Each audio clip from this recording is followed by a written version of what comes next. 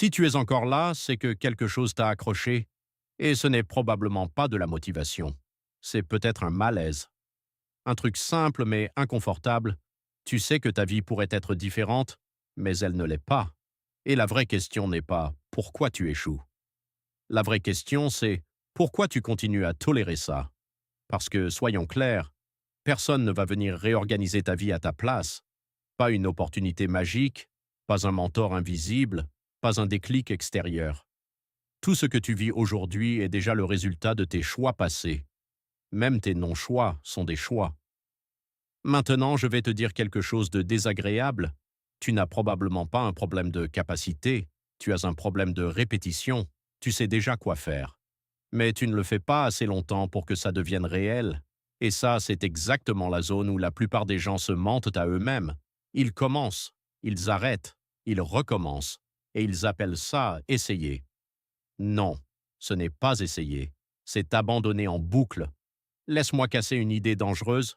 Tu penses peut-être que tu as besoin d'un plan parfait? Faux. Tu as besoin d'un plan assez simple pour être impossible à fuir. Alors maintenant, on simplifie jusqu'à l'os. Une seule direction. Pas 5 objectifs, pas 10 priorités. Une seule. Si tu n'arrives pas à choisir une seule chose importante dans ta vie en ce moment, tu n'es pas débordé, tu es dispersé.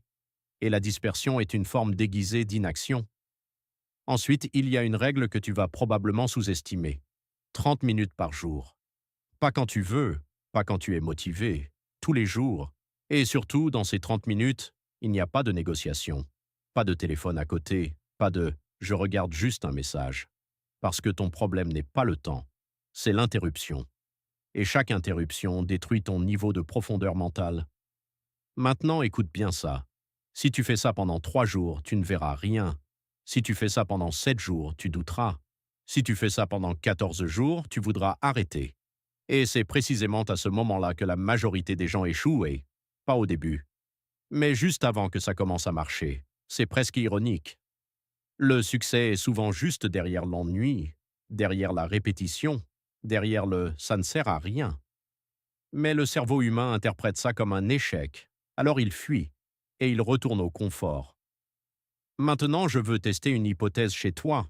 Est-ce que tu cherches vraiment à changer ou juste à te sentir motivé? Parce que ce sont deux choses opposées. La motivation te donne une émotion, la discipline te donne une identité, et l'identité est la seule chose qui tient quand l'émotion disparaît. Regarde bien ce schéma. Quand tu es motivé, tu agis, tu te sens fier, tu recommences. Quand tu es dépendant à la motivation, tu attends, tu ne fais rien, tu te sens coupable, tu fuis.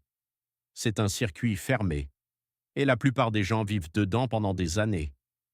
Maintenant, parlons d'une erreur plus subtile. Tu vas vouloir optimiser, améliorer ton système, ajouter des techniques, changer de méthode.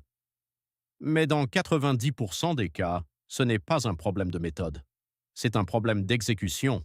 Le système le plus simple exécuté tous les jours bat le système parfait exécuté une semaine. Toujours. Et il y a un point que tu vas probablement sous-estimer. Ce n'est pas spectaculaire. Ce n'est pas visible. Au début, tu n'as aucun résultat, et c'est volontaire. Parce que le changement réel est d'abord invisible, il se passe dans ton comportement, pas dans ton résultat. Tu deviens quelqu'un qui fait, pas quelqu'un qui réfléchit à faire.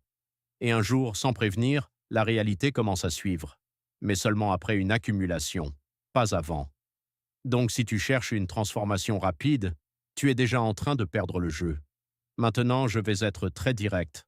Le plus grand danger n'est pas l'échec, c'est l'abandon silencieux, celui où tu ne t'arrêtes pas brutalement, mais où tu réduis progressivement ton effort jusqu'à disparaître. Et tu ne t'en rends même pas compte. Alors retiens ceci. Si tu commences quelque chose maintenant, ton seul vrai objectif n'est pas de réussir. C'est de ne pas rompre la chaîne, même quand c'est nul, même quand c'est lent, même quand tu n'as aucune envie. Parce que ce que tu construis n'est pas une tâche, c'est une preuve que tu es quelqu'un qui tient. Et cette preuve, elle vaut plus que n'importe quelle motivation. Maintenant, tu es face à une séparation simple. Pas demain, pas plus tard, maintenant.